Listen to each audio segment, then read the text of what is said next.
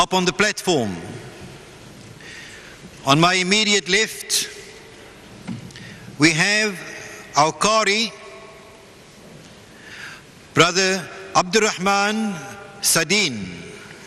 Next to him, also a Qari, Abdul Rashid Brown. And then we have a brother from America who's got a beautiful name. His name is Anwar. Anwar Ishaq. Next to him, no introduction necessary, Mr. Salih Muhammad of the Rosmead Supermarket.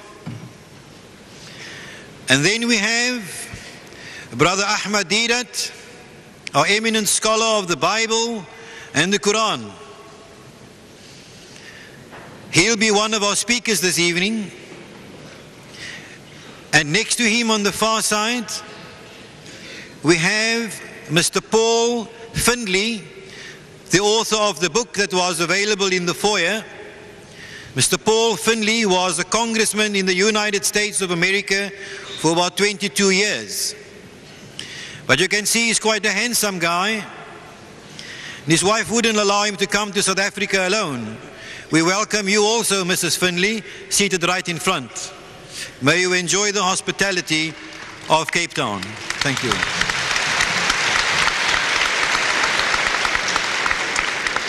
Our program for this evening will be the following. We have two speakers. The first one will be Mr. Paul Findley, and thereafter Mr. Ahmed Deedat. And both of them will address the topic in their own way. Is Israel set up for destruction? At the end of Mr. Deedat's talk, we welcome questions from anybody with one provision, that the question must pertain to the topic under discussion tonight. It might seem to you that I have a pleasant seat right up front, but I do believe that the success of this evening, to a very large degree, depends on you and on me. I request you to come up to the front and put questions. Please, this is not a debate, and you cannot come up and either debate or give another lecture. I will then be compelled to rule you out of order, and with respect to you, I would like to say it matters not who you are. If we can't control the thing from the front, then there's no sense in having the proceedings of this evening.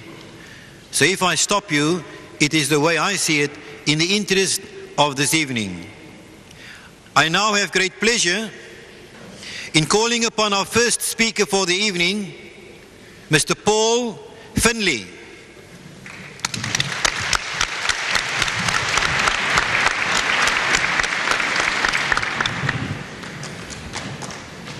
Thank you, Dr. Baker. I began this evening hoping to shake hands and meet personally every one of you, but I didn't get very far. What a wonderful audience here tonight. Now, would those who can hear my words raise your hand so I can see them? Would you raise your hands if you can hear me? I can be heard, I guess, up in the upper balcony too. Is that true? Raise your hand if you can hear me up there. Good. That's reassuring. And while you have your hands up, I'll shake hands with each of you. Thank you very much.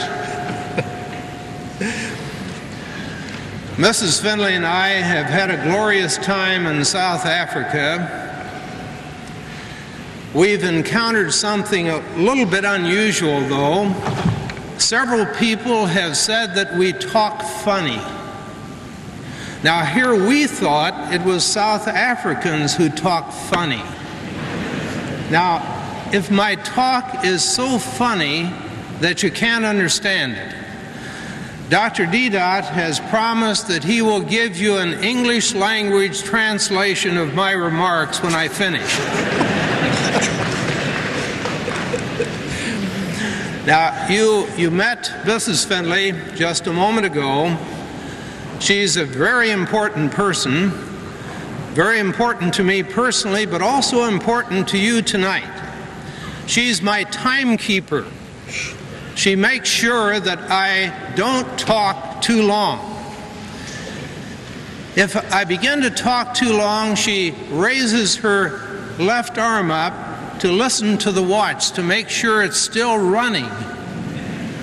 And then if that doesn't work, she stands up and walks out of the room.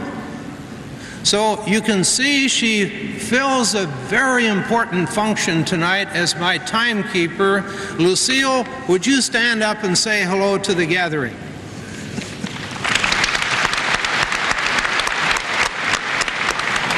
Thank you. Now I also want to thank the Cape Town Argus and the Cape Times. I've been reading about myself in both the Argus and the Times. Maybe some of you saw the same advertising that I saw.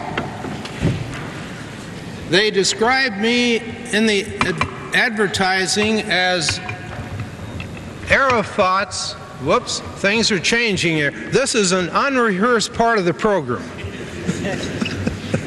Now, is that better? Can you hear me better now? How about up in the balcony?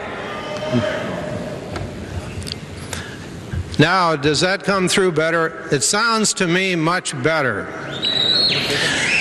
But I promise you I won't start over. I want to thank the Cape Town Argus and the Cape Times for advertising my presence here in Cape Town. Otherwise, the public would never have known that Mrs. Findley and I are here. Now, in the advertising, they described me and quoted me as saying that I'm Yasser Arafat's only friend in the U.S. Congress. Well, I want you to know that I regard Chairman Yasser Arafat, who is now President Yasser Arafat of the New Palestine, as one of the great political figures of this generation.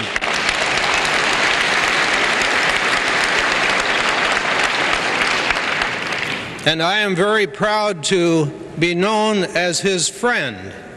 And I thank the Times and the Argus for advertising that fact.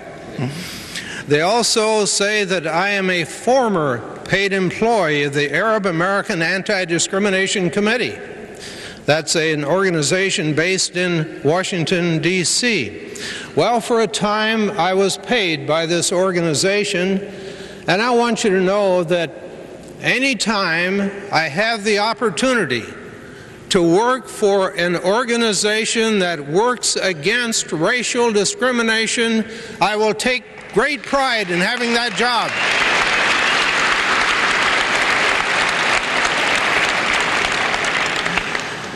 And then in big letters they say ex-Congressman Paul Findley defeated in 1982. Well, I was not returned to Congress, but by my measure I was not defeated, I was victorious, because I am now given this great audience in South Africa that never would have been mine had I been returned to the Congress. So I thank the newspapers for this publicity. Now, there is some talk about this being a boxing match between myself and Ahmed Deedat. And I checked around the stores to see if I could find the right boxing gloves to wear tonight. I couldn't find any small enough for me or any large enough for Ahmed Deedat. So we aren't going to box with each other. We're going to talk about the same subject.